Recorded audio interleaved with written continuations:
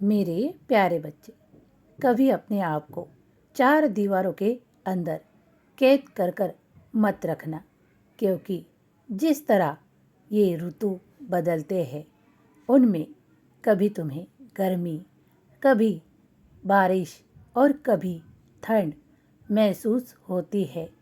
उन्हीं सभी ऋतुओं का तुम अपने जीवन पर एक असर पाते हो।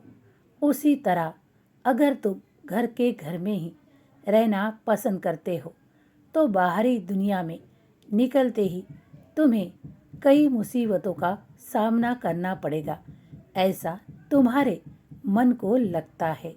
लेकिन ये सच नहीं है। तुम्हारा शरीर भी इन पंचतत्वों से निर्मित है। इसीलिए ये बात साई की हमेशा याद रखो कि अगर इस मौसम में ईश्वर ने हमें ठंडक प्रदान की है तो उसका भी कोई कारण होगा। अगर ऋतु में सूरज की गर्मी तुम महसूस करते हो तो उस वातावरण का भी कुछ ऐसा असर होगा जो ये बाहरी जीव सह सकते हैं, और तुम क्यों नहीं? तो थोड़ा सोचो कि अगर ईश्वर ने इन्हें पंचतत्वों में निर्माण किया है, उसी प्रकार हमारा शरीर भी इन पंचतत्वों से निर्मित है। वो सहने के योग्य है। इसलिए अगर तुम बाहर निकलना बंद कर दोगे तो तुम्हें लगता है कि मैं इन सब से बचूंगा। ऐसा नहीं है, क्योंकि अगर तुम इनके साथ रहना सीख लोगे, मौसम के अनुसार रहना सीख जाओगे, ऋतुओं के अनुसार रहना सीख जाओगे, तो तुम्हें कोई मुश्किल नहीं लगेगी। हाँ, ये आज बाबा तुम्हें क्यों बता रहे हैं, इसका तुम आगे चलकर इसका उत्तर पाओगे। मेरे प्यारे बच्चे, मैं तो तुम्हें मजबूत बनाना चाहता हूँ कि तुम शारीरिक ही नहीं बल्कि मानसिकता से भी मजबूत बनो और हिम्मत वाला बनो।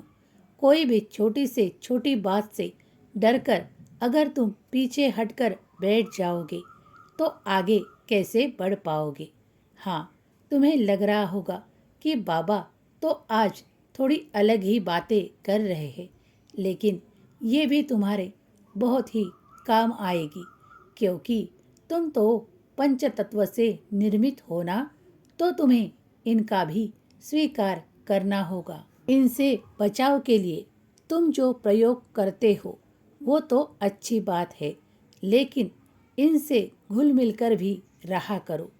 इस सृष्टि में ऐसा कुछ भी नहीं जो तुम्हारे लिए नहीं बना है। देखो, अगर बाहर निकलोगे तो बहुत सी खूबसूरत चीज़ें तुम्हें देखने को मिलेगी। बहुत सा आनंद तुम प्राप्त कर पाओगे जब तुम इनसे अपना बहुत कुछ पाते हो। इस सृष्टि में से ही तुम्हें बहुत कुछ प्राप्त भी होता है।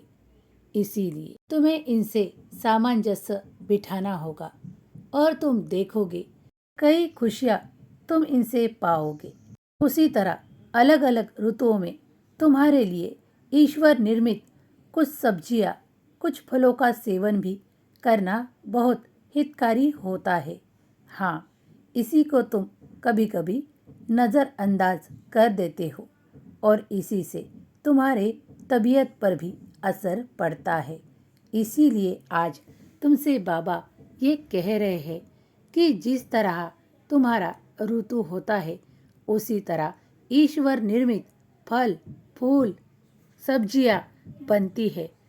उनका सही समय पर अपने शारीरिक दृष्टि से सेवन करना भी तुम्हारे लिए हित का होता है। इसीलिए हर बार इस सृष्टि से बच के रहने से बजाय इससे घुलो मिलो, इसकी जानकारी पाओ। नीम का पेड़ भी तुम्हारे लिए बहुत ही हितकारी है। उसके पत्ते तुम खाया करो, क्योंकि उसके नीचे मेरा वास है।